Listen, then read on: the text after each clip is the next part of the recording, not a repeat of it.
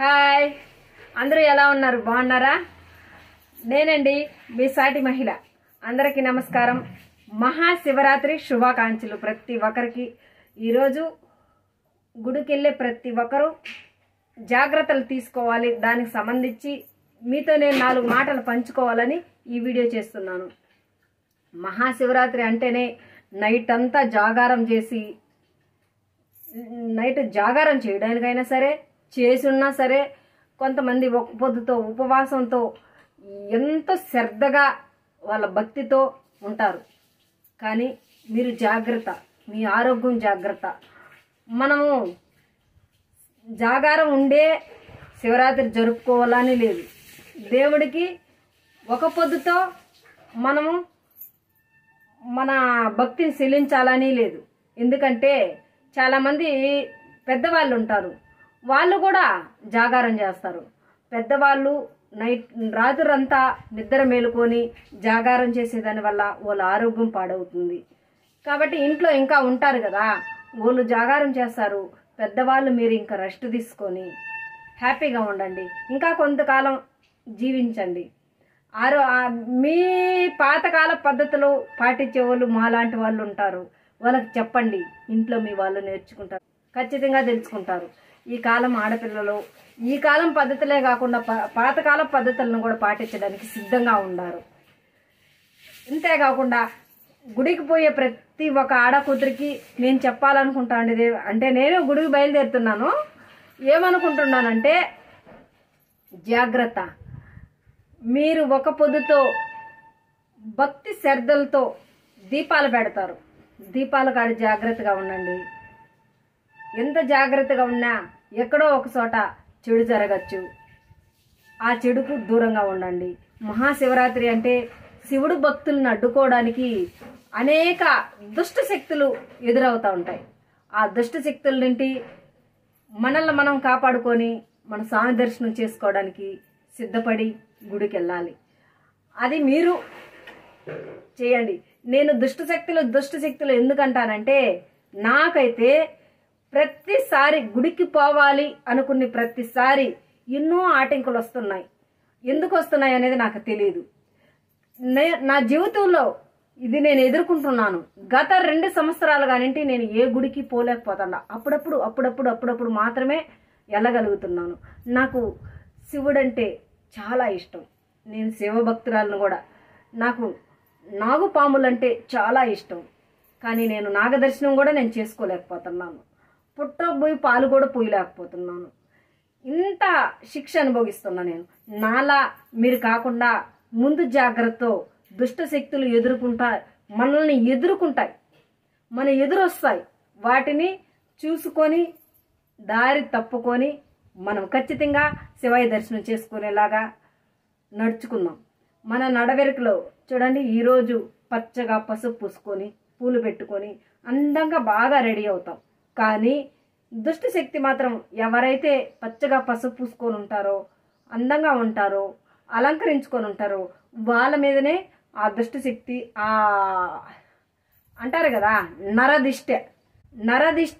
నరదిష్టి అంటే అది అంతా ఇంత ఉండదు. ఒక మనిషిని సంపద సావు దెబ్బతీస్తుంది.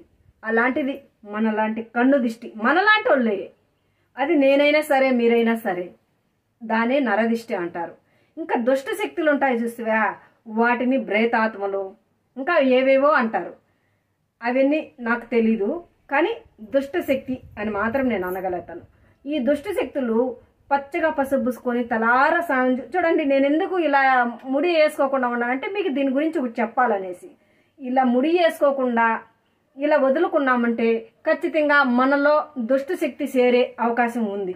కాబట్టి మీరేం చేస్తారు, ఇలా ఈ కొన ఎంటికలనైనా ఇలా ముడి పెట్టుకోండి. ఇలా ముడి పెట్టుకుంటే ఆ దుష్ట శక్తి దూరే అవకాశమే ఉండదండి. నరదిష్టి కూడా రాదు. ఇలా ముడి పెట్టుకున్నప్పుడు ఈ ముడి ఎటువంటి పరిస్థితిలోనూ ఊడకుండా చూసుకోండి. మీరు మళ్ళీ తిరిగి ఇంటికి వచ్చి మీ కాళ్ళు కడుక్కునేంత వరకు. చాలామంది స్టైల్ కోసము ఏదో ఈ డ్రెస్సుకి ఇలా హెయిర్ బాగుంటే ఇలా వదిలేస్తే బాగుంటుంది అని అనుకుంటారు. కానీ తప్పు. చాలామంది యూత్ పిల్లలు కాలేజీకి వెళ్ళే అమ్మాయిలు, ఇంటి బయట వెళ్ళే అమ్మాయిలు చాలామంది ఇలాగే హెయిర్ వదిలేస్తారు. ఈ జుట్టు వదిలేసేదాని వల్ల వాళ్ళకు తరచు కడుపు నొప్పి రావడం, నిద్ర మత్తుగా మూదేవిగా ఉండడం, నల్లకడ, ఇంకా వాళ్ళ ఒంటిలో చెప్పలేనని సమస్య.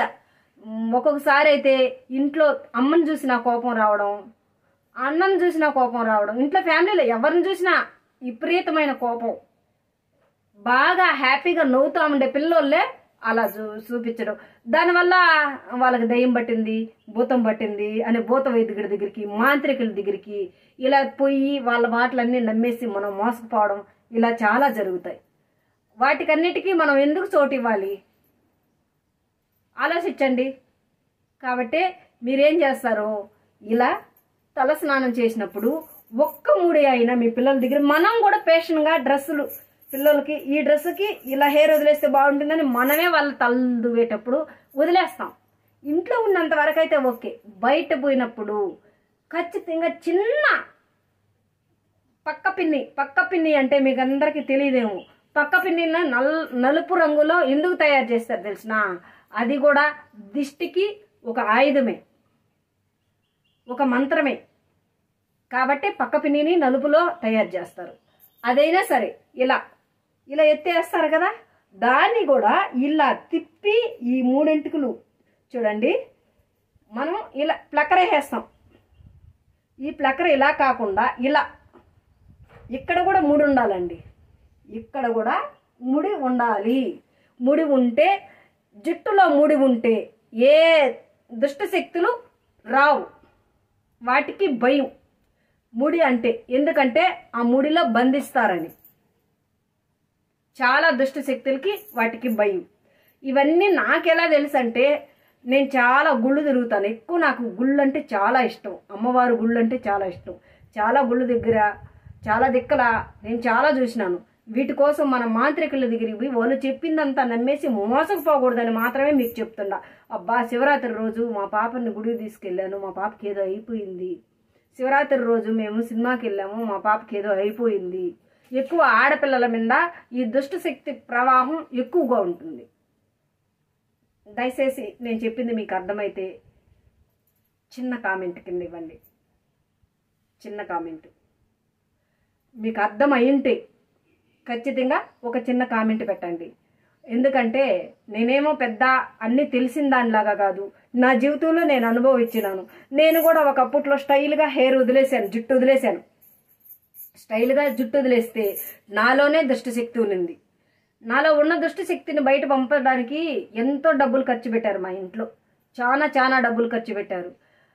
దాదాపు 5 రోజుల పాటు నా ఒంట్లో నుండి దుష్టశక్తి బయట పోకుండా ఇంట్లో చిన్న పిల్లలతో సహా పాసు పోపించింది.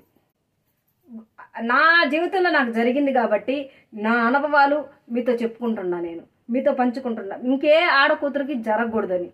అప్పట్లో నాకైతే ఇలా వీడియోలు తీసి పెట్టేది ఇవి తెలియదు కాబట్టి అక్కడికి ఏదో పక్కన వాళ్ళకు ఇరిగింటమ్మకు పొరిగింటమ్మకు మీ బిడ్డల విషయంలో జాగ్రత్త, నాకు ఇలా జరిగిందని అయితే నేను చెప్పాను.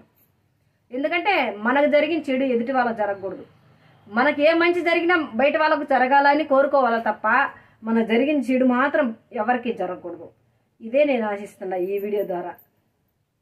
ఈ వీడియో బాగుంటే, ఈ వీడియో నచ్చితే, మంచి అనిపిస్తే చిన్న కామెంట్, ఒక లైక్, ఒక షేర్, ఒక సబ్స్క్రైబ్. బాయ్.